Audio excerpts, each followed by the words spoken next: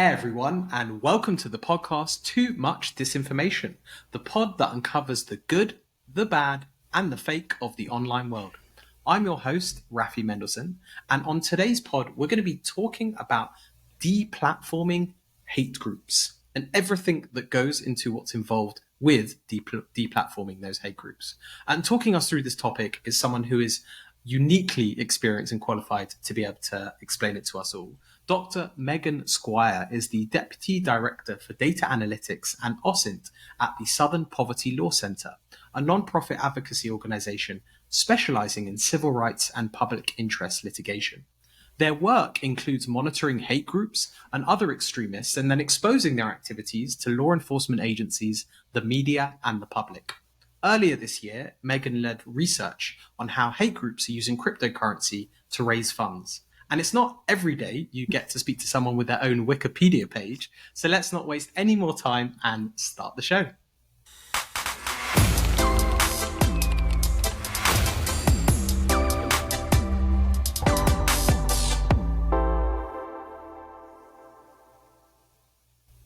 Hey Megan, how you doing? Oh, I'm great, Rafi. Thanks so much for having me. Thanks for joining us. I'm glad we were able to get a date. We've been speaking and looking at topics, and I'm glad we're able to unpack the topic we have today. But the first question that I have to ask you is which of the social media platforms, or what was your first social media platform that you joined?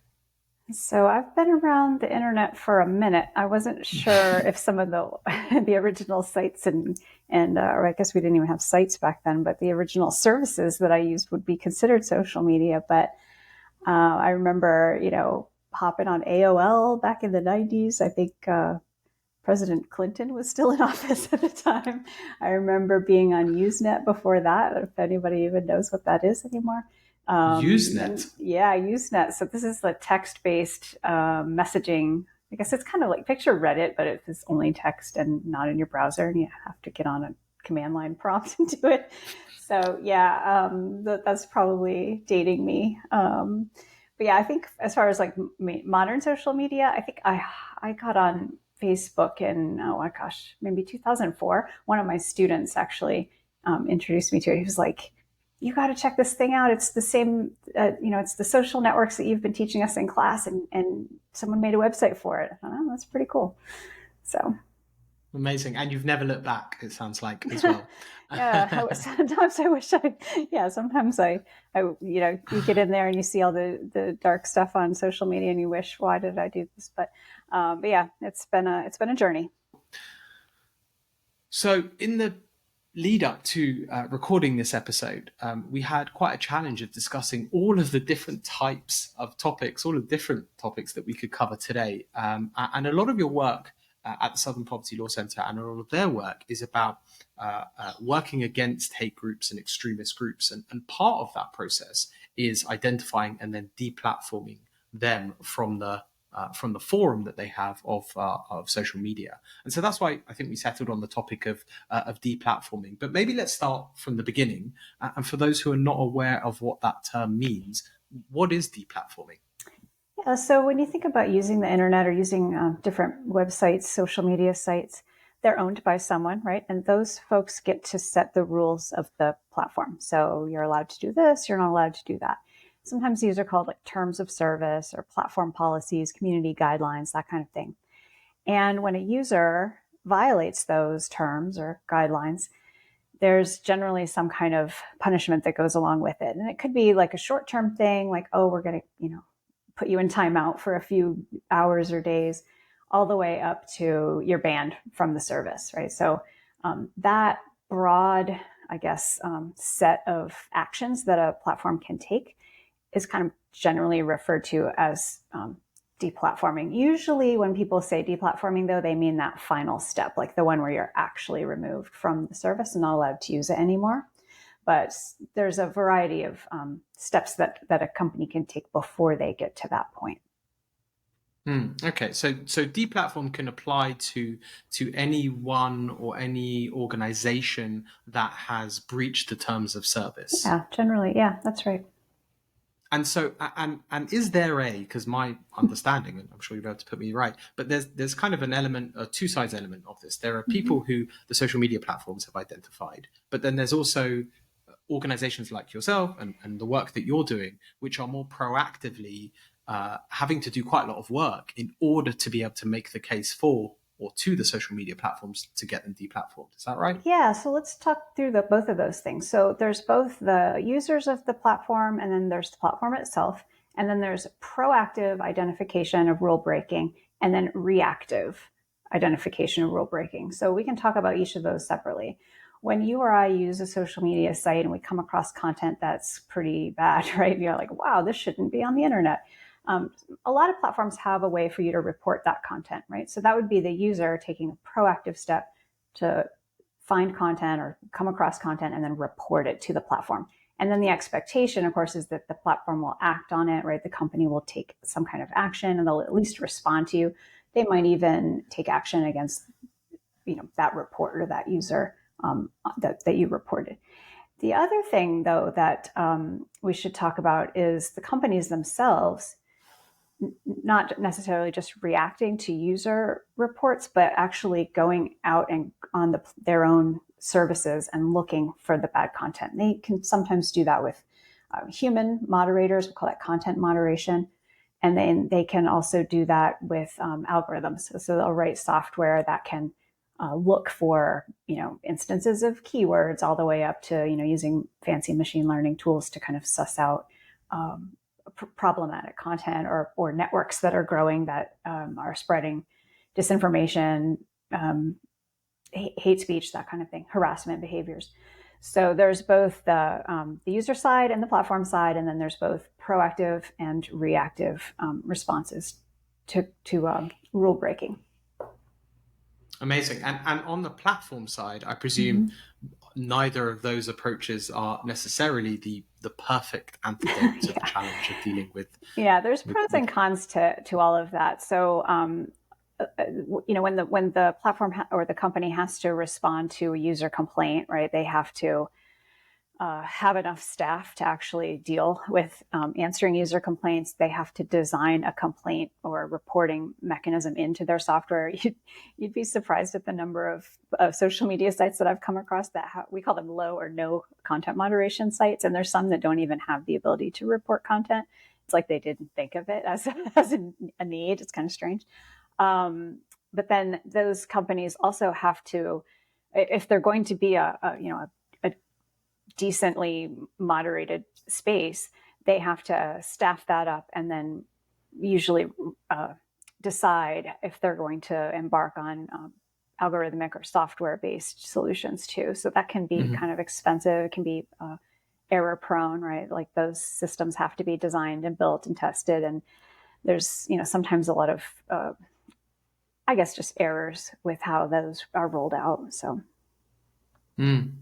And so away from the social media platforms and onto the work that you're doing, how do you approach that? Because that sounds like a pretty big task to be able to monitor and police the internet and then do something with it. How do you approach it? It's fraught because we track and expose extremists, hate groups, individuals, all of that stuff online. We're trying to keep the pulse of what's going on social media and on just in the world as far as hate and extremism. And so we come across a lot of, harmful content online, everything from, harassment of users all the way up to, straight up Nazi propaganda, violent speech, everything. So the question is always, does it rise to the level of reporting? How do we report it? How do you get this content removed? Or how do you get remedies for the people who are being harassed online, right? So it's just this, it's constant. It's basically every single day. Some platforms are more responsive than others. Some reach out and want help from folks like me, and other ones don't want to hear my name. So it really runs the gamut from platforms that actually take pride in the fact that they don't do content moderation, all the way up to the ones who are constantly tinkering with their policies and their approaches. So it just depends on the platform itself. But we do hope, right, that the the platforms, the companies will take our reports seriously and that they will reach out and be proactive. It's a mixed bag.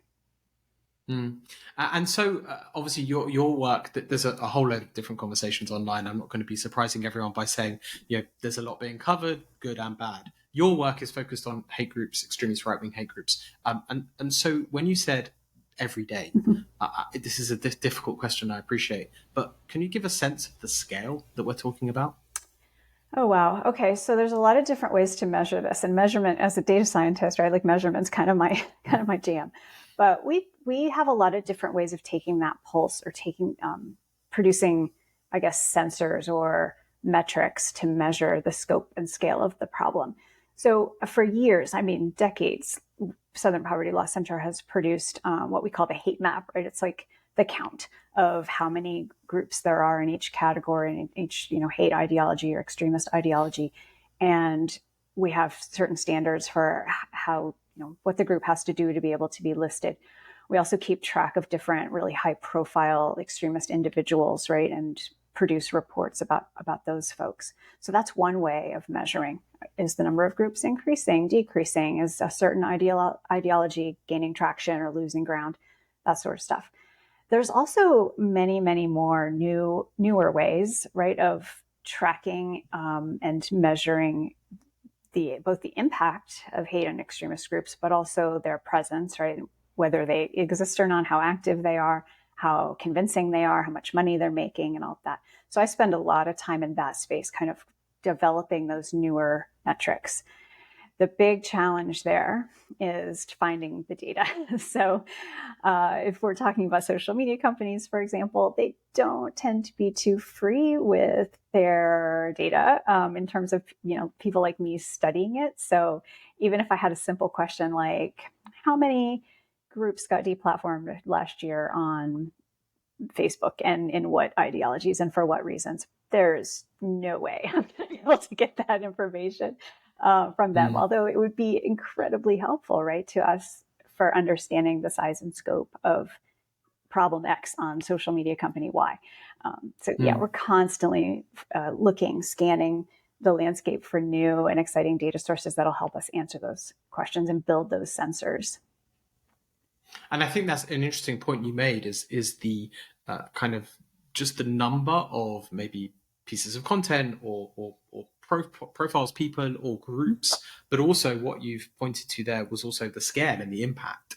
And is that a consideration when you evaluate what steps to take? Because obviously there might be someone who's kind of shouting out into the equivalent of an empty room or into the wind, but then there might be other groups or other profiles who have incredible impact and on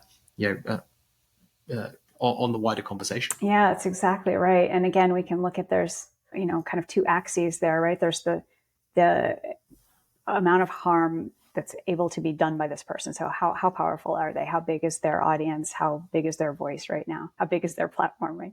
And then there's the other scale of how the sense of vitriol, right? How bad is their rhetoric? What are they? Is it actual? They're calling for violence in the streets, that kind of thing. They're arming followers, or is it more just kind of lighter touch speech? So we take all of that into account when looking at a harm, the potential for harm. It's a bit of an equation. There's other stuff that goes into there too. Like, do you feel like if they're on social media platform X, will that platform even respond to you? Do you have any chance of getting them removed? I mean, do you have hope here, or is it barking up the wrong tree? So there's a lot that goes into the equation. And you mentioned about the way that you guys track in the annual report that you put out, tracking generally speaking, and also across all the platforms. I don't know if this is something that you track, but do you see? First question is, I presume you are seeing an increase, big picture, generally speaking, on the amount of hatred online. That's something I presume, but feel free to challenge me. Yeah, I mean, there's increases in different areas too. So, and it ebbs and flows, and different groups will become more powerful or more popular, more, whatever, dangerous over time. That definitely changes. So that's one of the challenges, is making sure that you have the full scope of what's happening right now, and you're not just tracking the same stuff you tracked last year because there might be new things. So that's, unfortunately, there's many ways to hate, right? And so those, it's a moving target, really. But yeah, we measure annually, but we also measure daily. And I mean, any given day of the week, ebbs and flows. Things could be up, down, sideways. This year, the big splash on the year in hate report that was put out by our research squad was the rise of what they're calling anti-student inclusion groups. So this would be like what you might have heard of, like radical parenting groups in the US. So there are groups that are, anti-vaccine, anti-LGBT.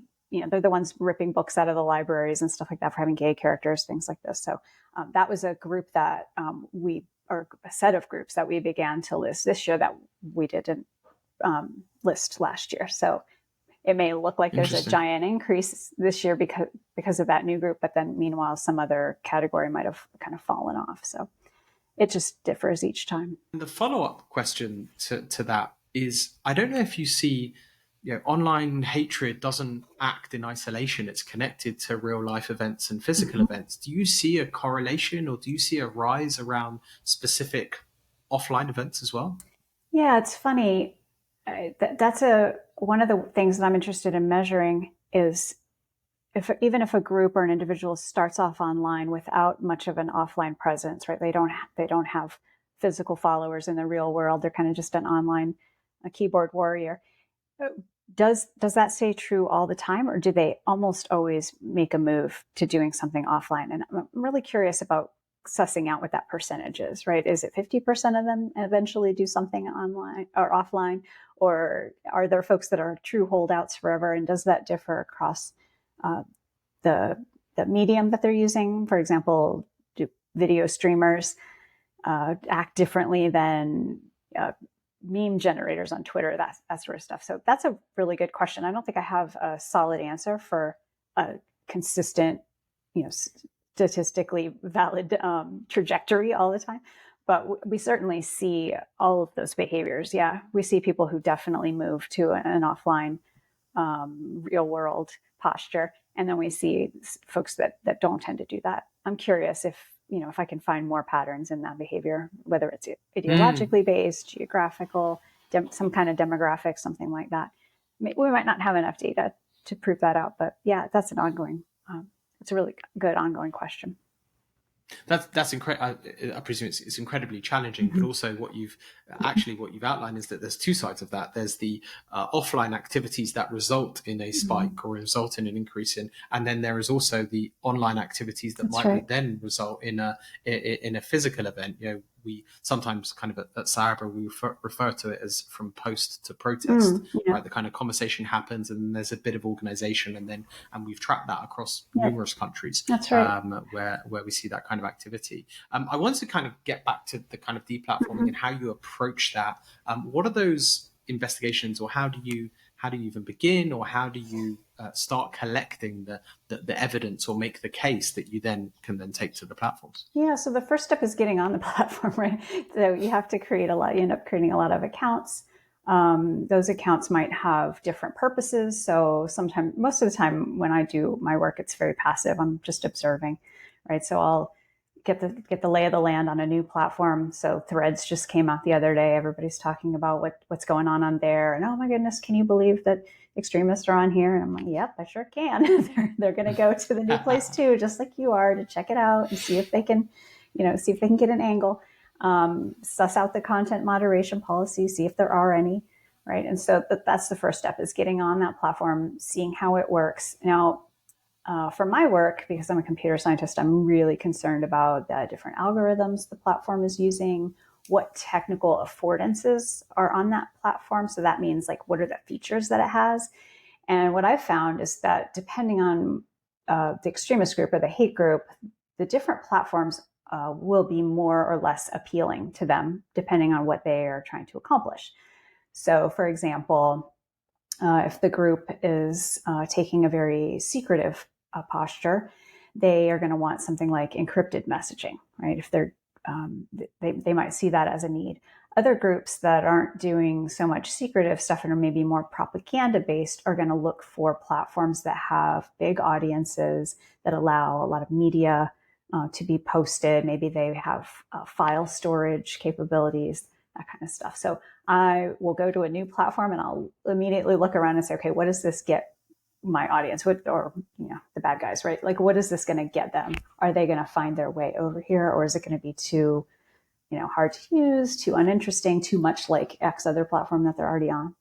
And then I'll also do an assessment to see what the content moderation looks like. So, okay, imagine I see bad content here. Let's go ahead and do a couple test reports to see what happens. And then I can kind of classify it in my mind as like, okay, this is a low content moderation platform. This is going to be a problem. Or, ooh, they seem pretty on the ball. This looks good. And then finally, I'll do an assessment to see about money-making strategies. So again, this would be a kind of a subset of technical affordances, right? Like if the platform allows money-making in some fashion easily, that's a red flag for me. That's a huge something that I'm going to definitely take into account.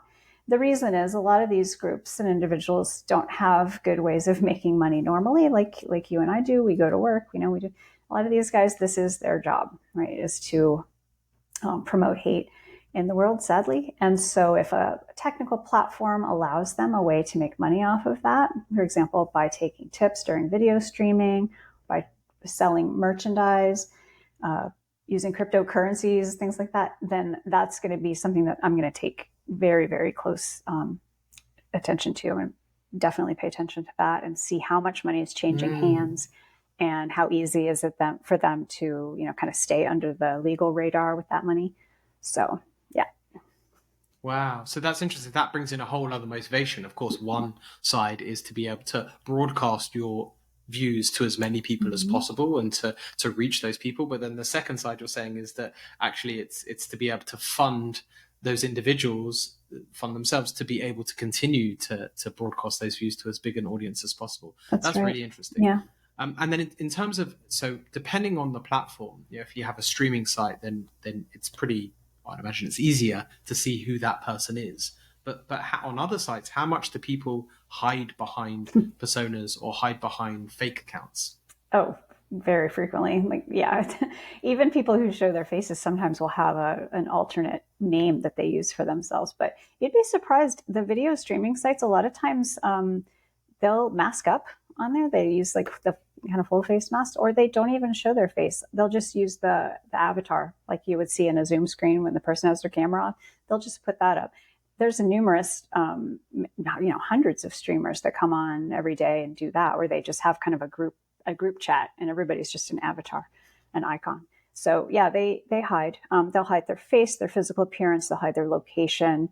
Obviously, creating fake names, little alts or whatever. So yeah, that's challenging, but a lot of times you can still find out who the person is. There's whole suites of techniques for doing that, which is probably a completely different call. But yeah, once you and honestly, for the purposes of deplatforming, if the behavior is breaking terms of service and it's bad enough, right? It doesn't matter if the platform knows who the person is; they'll just ban the account. The problem then, though, is then the account gets recreated. Sometimes with the same name, same brand, but sometimes the person will just rebrand and create an entirely new persona for themselves, pick right up where they left off. So. And part of your role, in fact, part of the title is OSINT. And so if we're still in that part of the conversation where we're talking about investigations and your monitoring, etc., we had actually episode 7 for anyone listening that's interested. We had a conversation about a whole podcast about what is OSINT. So you can feel free to check that out. But in terms as an OSINT analyst, data scientist, of course, there are a plethora of tools and techniques, etc. But generally speaking, what is OSINT to you, and how do you use those techniques in order to be able to achieve what you're trying to do?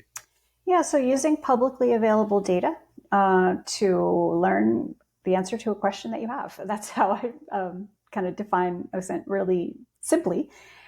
Typically, though, when people are talking about it, they're referring to, I guess, a suite of tools and techniques that lies somewhere between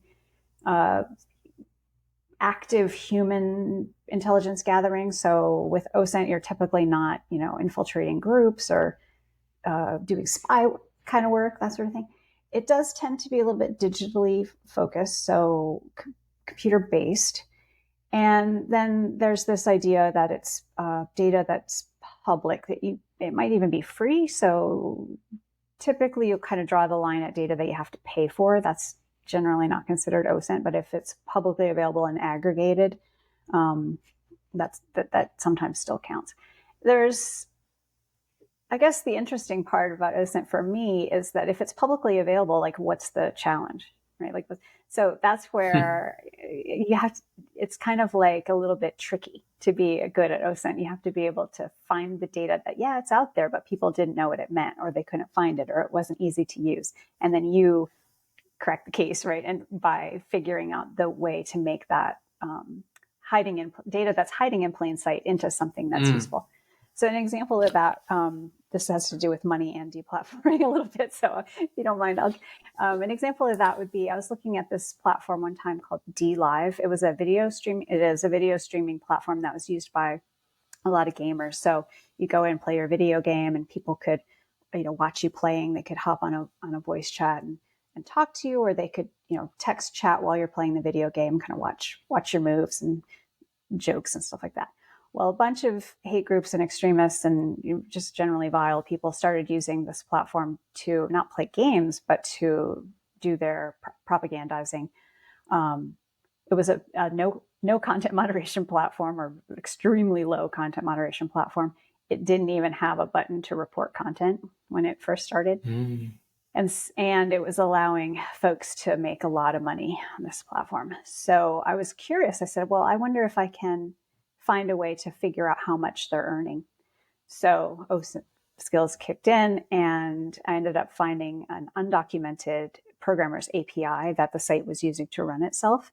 That's a way for software developers to access the back end of a system. It wasn't obvious when looking at the platform, but if you poked around just a little bit, it was pretty easy to see. So I just got some software together to scrape out all of those transactions that were happening on the site, did a little bit of math, and figured out that in the group of folks that I was studying, it was about 150 people on there. There were hundreds and hundreds and hundreds of thousands of dollars changing hands. One of the guys that I studied made over $100,000 in 10 months on the platform, ended up promoting the January 6th insurrection. There are other folks on that video streaming site that streamed from inside the Capitol on the site and made money on the site doing it. Wow. After that incident, the website finally took action and banned those users. They deplatformed those users. But about 18 months later, just last month, one of the users was let back on the site again to keep going. So it's a never-ending battle.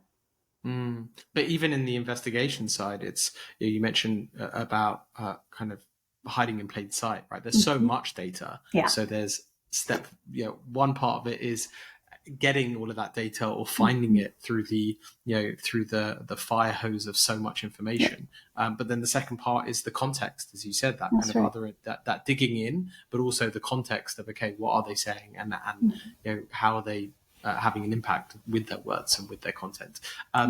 So one of the things I wanted to ask you, and you referred to it just now, in terms of they are being deplatformed, a challenge must be then the whack-a-mole scenario where, okay, deplatformed, and then it probably set them back, but maybe here they are again on the same platform or a different platform, or creating a different avatar. How do you approach that? Yeah, with a lot of patience, because and the mindset that they're going to do that. So just know from the beginning, it's not going to be one and done. You're not going to get somebody removed from a platform and they're gone forever. They're almost certainly going to come back. In fact, I can't even think of a case where people didn't try at least once to come back. The trick is just finding it in a timely manner, and then hoping that the platform's responsive. There was a case that I was working on a couple years ago where there was a video streamer who had been removed from YouTube and kind of did the downward spiral down to some homemade site there, but eventually even got removed from that site. And he decided to go back to YouTube and kind of start the cycle again. I thought, oh, here we go again. Wow. Took me a year to get you down to this level. Now you're back up at the top, starting over again. There's a lot of turnover on the platforms, and sometimes they forget that they already banned somebody the first time, and so you have to convince them again. It's like you're just constantly making the case and hoping that they're listening to you, and hoping that that nice person that you talked to 6 months ago still works there. So it can be very challenging. And then you've got the active, platforms that just actively don't care. They want you to go away. They don't want to take action on anything you're giving them. It's just a fraught situation. Yeah, yeah. It sounds like a huge challenge, but one that you are, tackling and heading straight on. And you mentioned some of the research that you've done, and we'll include in the show notes the links to a lot of that. It seems almost like a silly question to ask you the final question that we ask each guest, because we've covered so much of this in the conversation. But I'd love for you to just give us briefly one good thing, one bad thing, and one fake thing that you're seeing in the online space. Although we've kind of covered all of those, but I'd love to hear. Well, I'll try to keep them around deplatforming too. There's a lot of good stuff happening out there, but one of the things that heartens me the most is we seem to have a better sense of awareness, right, of online harms right now. And that makes me glad, because that means if once we acknowledge there's a problem, right, then you can do something about it. So that makes me happy. As far as bad, oh my goodness, where do I start? In alphabetical order? No.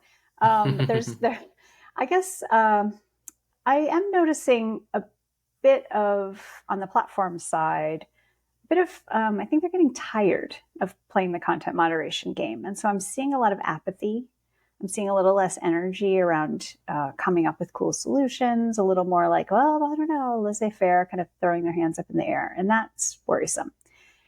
As far as what's fake, gosh, I don't know. I think the thing that tires me the most, I do a lot of work on tracing cryptocurrencies and tracing funding and financing and all of that. And so the scams and NFTs and all this nonsense, I'm really over that. So hopefully that's on its way down. I think I saw a meme the other day that showed an NFT that someone bought for, I don't know, $300,000, and it was now worth $300 or something. So maybe people will finally wake up and see that this is not something they want to invest in.